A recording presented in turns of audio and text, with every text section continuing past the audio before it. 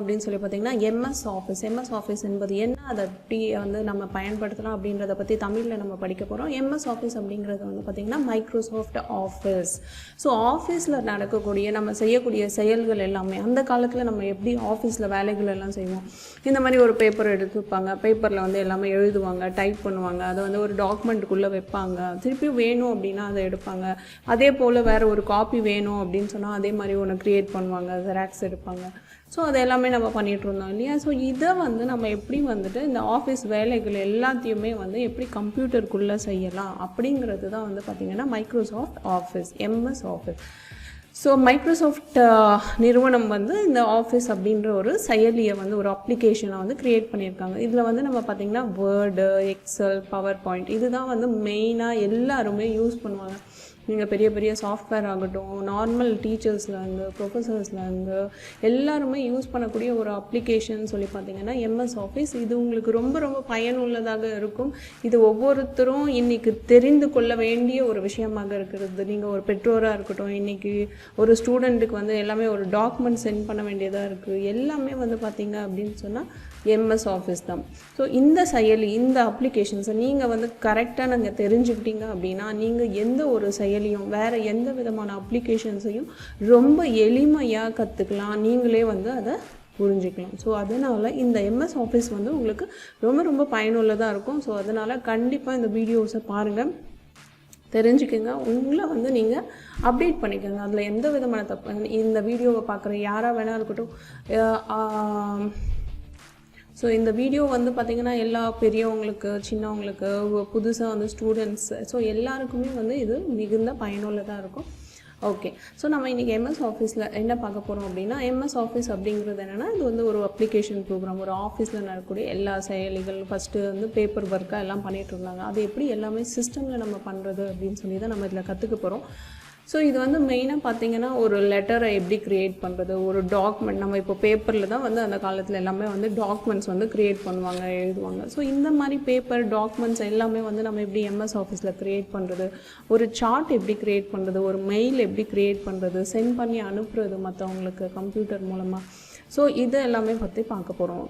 So இந்த tool வந்து உங்களுக்கு ரொம்ப ரொம்ப யூஸ்ஃபுல்லாக இருக்கும். இதோட பேசிக் வந்து என்ன அப்படிங்கிறது, அதோட ஒரு ஸ்ட்ரக்சர் நீங்கள் ஓப்பன் பண்ண உடனே எப்படி இருக்கும், அது ஒவ்வொன்றுத்துக்கும் என்ன மீனிங் அப்படிங்கிறத நம்ம பார்க்க போகிறோம்.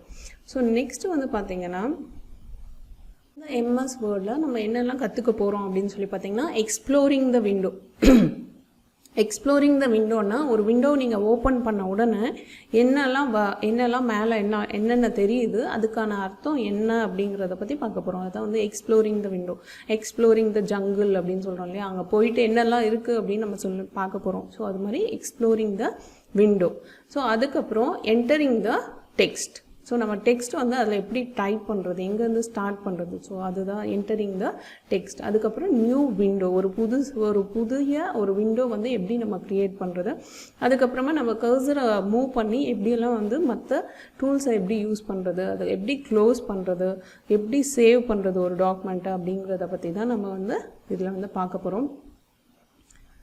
ஸோ இப்போது நீங்கள் பார்க்குறது வந்து இதுதான் எம்எஸ் ஆஃபீஸோட மெயின் விண்டோ. இந்த விண்டோ வந்து பார்த்தீங்க அப்படின்னு சொல்லிங்கன்னா இங்கே வந்து இருக்கும் உங்களுக்கு. ஸோ இது வந்து ஃபஸ்ட்டு ஒன்று இருக்கிறது வந்துட்டு மெனு பார் அப்படின்னு சொல்லுவாங்க. File, home, insert, design, page layout, reference, mailing இதெல்லாம் இருக்குது பார்த்தீங்களா. இதை வந்து என்னன்னு சொல்லுவாங்கன்னா மெனு பார் அப்படின்னு சொல்லுவாங்க.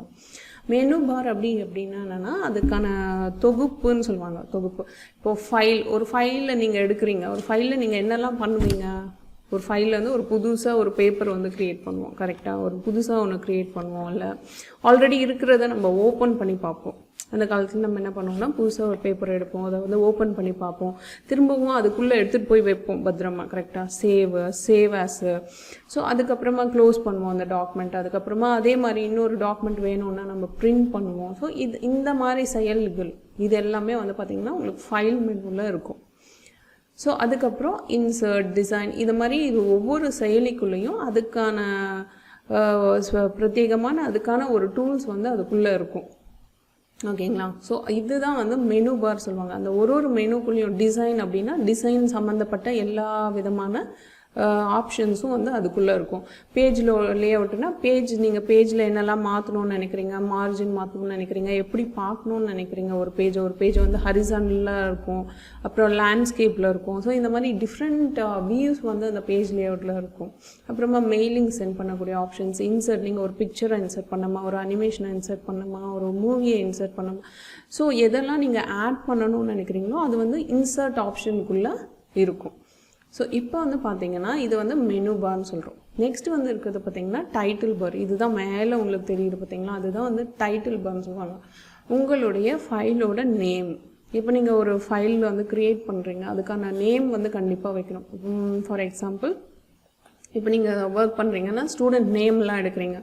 ஸோ இப்போ first BCA student name. So இப்போ ஃபஸ்ட்டு பிசிஏவோட ஸ்டூடெண்ட் நேமை வந்துட்டு நான் வந்து சேவ் பண்ணுறேன் அப்படின்னா நீங்கள் ஃபஸ்ட்டு பிசிஏ அப்படின்னு நீங்கள் கொடுக்கலாம், இல்லை ஸ்டூடெண்ட் நேம் லிஸ்ட் அப்படின்னு கொடுக்கலாம்.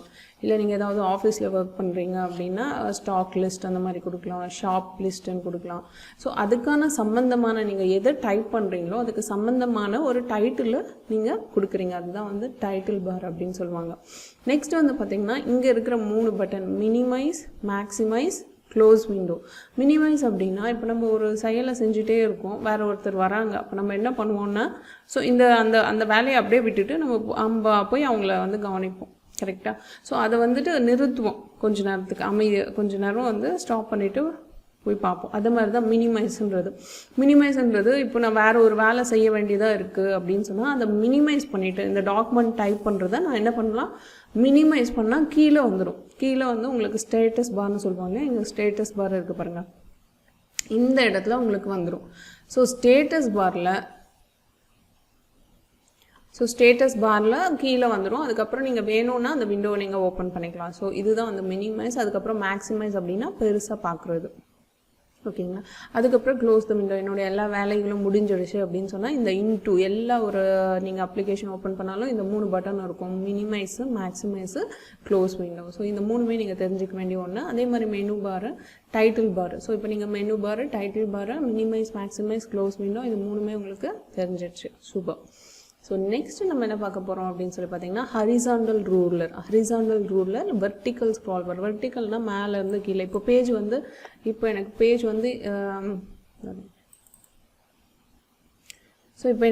வந்து மேலே தான் தெரியுது இல்லையா, எனக்கு கீழே வேணும் அப்படின்னு சொல்லி பார்த்தீங்கன்னா இந்த வெர்டிக்கல் ஸ்க்ரால் பாரை மேலேருந்து கீழே வந்து நீங்கள் ட்ராக் பண்ணணும். ட்ராக் பண்ணிங்கன்னா கீழே இருக்கக்கூடிய நீங்கள் கீழே டைப் பண்ண கண்டென்ட் வந்து உங்களுக்கு தெரியும். ஹரிசாண்டல் ஸ்க்ரால் பார். உங்களுக்கு பேஜ் வந்து ரொம்ப பெருசாக இருந்தது அப்படின்னு சொன்னால் நீங்கள் இங்கேருந்து இந்த பக்கம் பார்க்கணும். ஸோ இப்போ நீங்கள் இப்படி பார்த்துட்ருக்கீங்க, ஹரிசாண்டல் ஸ்க்ரால் பார், இங்கே ஒரு எழுத்து இருக்குது.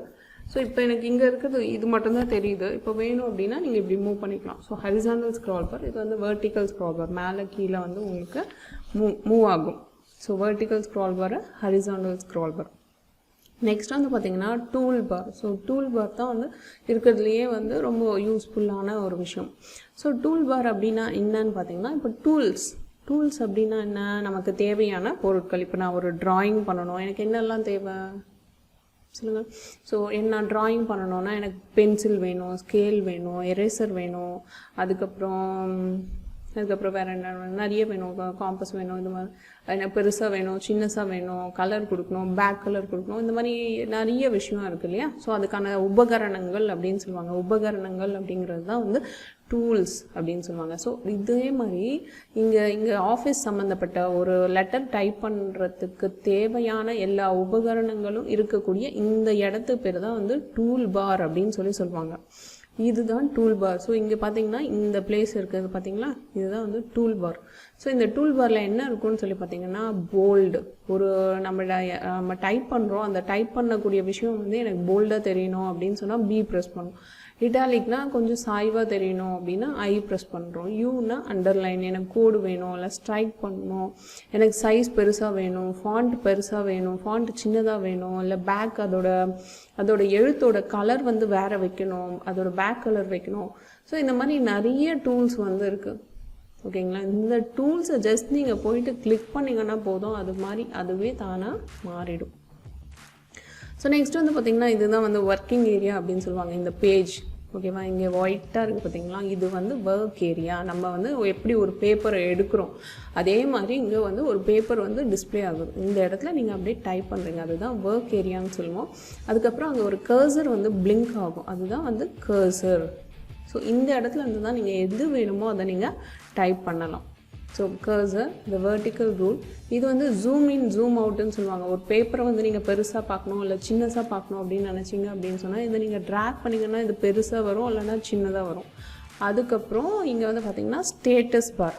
ஸ்டேட்டஸ் பாரில் என்ன இருக்கும்னா இது எத்தனை பேஜ் இருக்குது இங்கே பாருங்கள், பேஜ் 1 of 1ன்னு இருக்கா. அப்படின்னா என்ன அர்த்தம்னா எனக்கு டோட்டலாக இந்த டாக்குமெண்ட் ஓப்பன் பண்ணும்போது ஒரே பேஜ் தான் இருக்குது. ஒரு பேஜ் இருக்கா 10 பேஜ் இருக்கா அப்படின்னு சொல்லி பார்க்கலாம்.